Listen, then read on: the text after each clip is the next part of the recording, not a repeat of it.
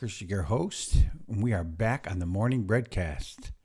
And we are picking up where we left off on the book of Jude. And it's going to be a short week. In fact, this is going to be the last Breadcast until next year. So we're going to start again next year. Going to take the Christmas break.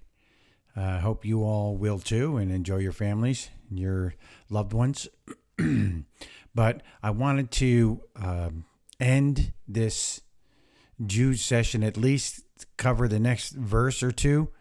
So remember, we're talking about the book of Jude, and Jude was going to write to the believers there about their common salvation, but he felt compelled to tell them that they needed to contend for the faith. So we have covered a few examples of people that have not contended for the faith, like groups of people like the children of Israel, like the angels that left their first estate. And last time we left off with Sodom and Gomorrah, which were a group of people that just went completely astray.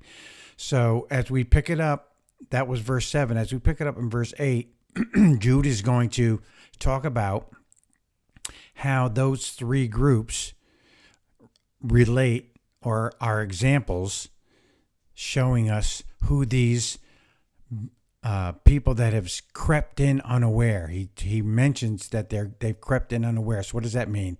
That means they're part of the believers group and they have crept in unaware, but they are not true believers. They are living carnally by the flesh. So he goes through these three groups and how those three groups lived carnally as well. And we pick it up in verse 8, where Jude is referencing these ministers, people, believers, whoever you want to call them, that have crept into the flock or are hanging out with believers, and they are carnal. So let's pick it up in verse 8. He says, likewise, meaning just like the three examples that we just mentioned. He says, likewise, also, these dreamers defile the flesh, reject authority, and speak evil of dignitaries. So now he connects the same mentality of the people that have infiltrated the church assemblies to this type of lifestyle that defiles the flesh and rejects any confronting of those that would try to right their wrong path. Right? They don't want they don't want to hear any kind of rebuke of themselves. They reject authority. And verse 9, he picks it up. He talks about, this is a very interesting verse because he talks about Michael the archangel. And so let's remember who he is.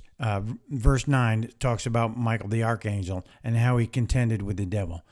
Michael is probably, if not one of the most powerful angels mentioned in the scriptures, and clearly has power to destroy or to confront the evil one. But what does he do? He doesn't use that power or authority at this particular time, right? Verse 9 says this, yet Michael, the archangel, in contending with the devil, when he disputed about the body of Moses, dared not bring against him a reviling accusation, but said, the Lord rebuke you.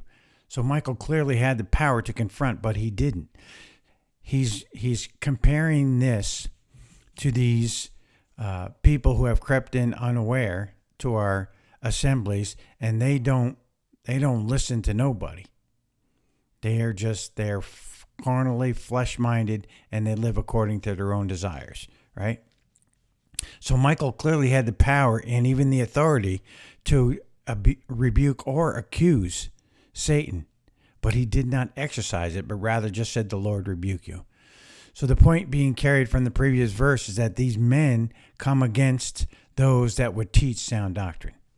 They're bold enough and they're carnal enough to literally confront those that would teach sound doctrine and try to rebuke them and try to stand against sound doctrine. Because it does say in the end times, man will not adhere to sound doctrine. And we are clearly living in those times. So we're talking about contending for the faith, and this whole first 9 verses have been about Jude giving examples of people that have fallen away from God or lived ungodly lives, and he says they are just like the people that are living in your assemblies and trying to teach you to do the same. And Jude says to contend for the faith, stand strong in what you know and what the Bible teaches. And I'm going to leave you with my saying for the week that I've used last week, and that is keep your nose in the book, keep your knees on the ground, and keep your ear to the Spirit, and follow what God is showing you to do, and live by the Word of God. And we will see you again after the holidays on the Morning Breadcast. Take care.